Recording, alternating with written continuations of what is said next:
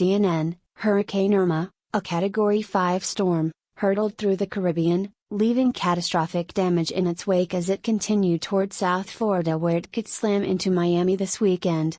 The fast-moving storm barreled between Cuba and the Turks and Caicos Islands early Friday morning, and is expected to move westward toward the Bahamas.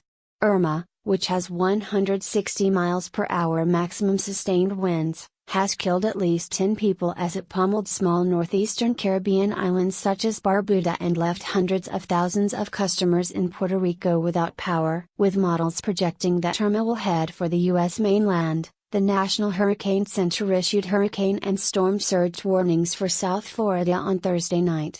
It has become more likely that Irma will make landfall in southern Florida as a dangerous major hurricane, and bring life-threatening storm surge and wind impacts to much of the state, the National Hurricane Center had said earlier Thursday. On Thursday, the Hurricane Center forecast moved the most likely path of the eye of the storm to the west, which means Miami could take a major hit. This storm has the potential to catastrophically devastate our state and you have to take this seriously, warned Florida Governor Rick Scott. Here are the latest developments. Around 2 a.m. ET, Irma's center was about 20 miles north of the Great Inagua Island, which is part of the Bahamas, moving west-northwest with maximum sustained winds of 160 miles per hour. Hurricane force winds could be felt as far as 75 miles from the center.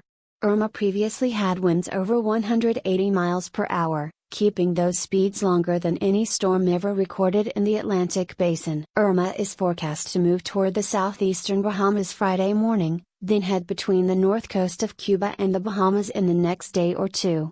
Irma left at least 10 people dead Wednesday, including 4 on St. Martin, 4 in the U.S. Virgin Islands, 1 on Anguilla, and 1 on Barbuda, officials said. Hurricane warnings are in effect for parts of Cuba, Haiti, the Turks and Caicos Islands, and the southeastern, central and northwestern Bahamas.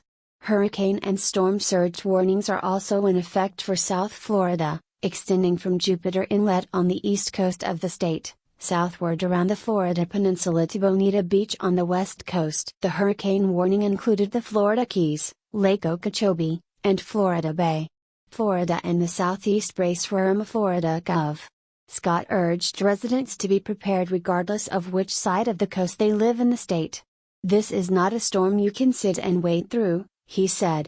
Scott said others in Florida need to watch Irma's path and be ready to move. You don't have to drive hundreds of miles or leave the state to be safe. Go to shelters, he said. Evacuees waited for hours at gas stations, stocked up on supplies and sat through massive traffic jams on the interstate. Schools will also be closed Friday. Also in Florida, Monroe County Administrator Roman Gastsy stressed to residents in the Keys that they need to heed the evacuation order and leave.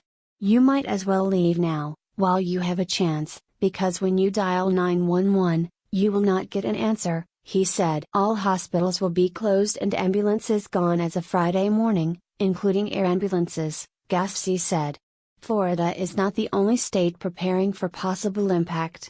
Some computer models show Irma potentially threatening Georgia and South Carolina. North Carolina Governor Roy Cooper and South Carolina Governor Henry McMaster also declared states of emergency.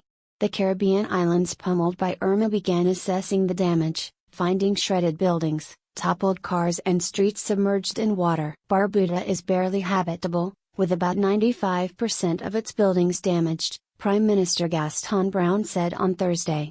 Barbuda, which has 1,800 residents, is one of 2 major islands in the nation of Antigua and Barbuda. Brown estimated the damage will cost $100 million to rebuild. It looks like a garbage disposal, Marlon Carr, a photographer who toured the island with the Prime Minister of Antigua and Barbuda, told CNN on Thursday. There was rubble and roof galvanized all over the island. It looked like some of the houses were imploded on. Witnesses told him of 40-foot containers flying, animals flying during the storm. Irma's eye passed directly over Barbuda on Wednesday and now the northeastern Caribbean nation is anxiously watching Hurricane Jose to the east as it strengthened to a Category 3 storm. Irma also brought heavy rain and powerful winds to the low-lying Turks and Caicos Islands on Thursday. Residents were told to stay put. 15 roofs have come off and there's damage to part of the roof of the hospital, Governor John Freeman told CNN's Anderson Cooper. He added there was quite a bit of damage in the capital island of Grand Turk. The Turks and Caicos are British overseas territory with about 35,000 people. Officials there are working intensively on disaster preparedness and response, and liaising with their counterparts in the Cayman Islands for assistance, UK Foreign and Commonwealth Office Minister Alan Duncan said Thursday. Some of these Turks and Caicos islands will be completely overwashed, CNN meteorologist Chad Myers said. Irma is expected to bring massive rainfall, which could cause flash floods and mudslides in parts of Puerto Rico, the Virgin Islands, Dominican Republic, Haiti, the Bahamas, Turks and Caicos Islands, Cuba as well as the U.S. The Bahamas, a nation of about 390,000, ordered evacuations for 6 southern islands, Miguana, Inagua, Crooked Island, Accolins, Long Key, and Ragged Island. This is the largest such evacuation in the history of the country, Prime Minister Hubert Minnis said.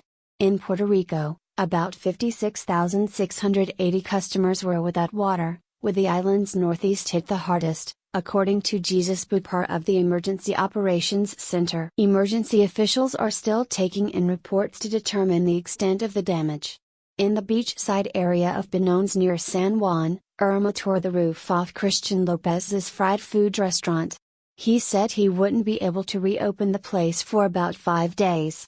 At least we are all alive, he said. Are you affected by Irma? Text, iMessage or WhatsApp your videos, photos and stories to CNN, 1-347-322-0415. What do you think about this news? Scroll down and comment. Thanks for watching. Please subscribe. Goodbye and see you again.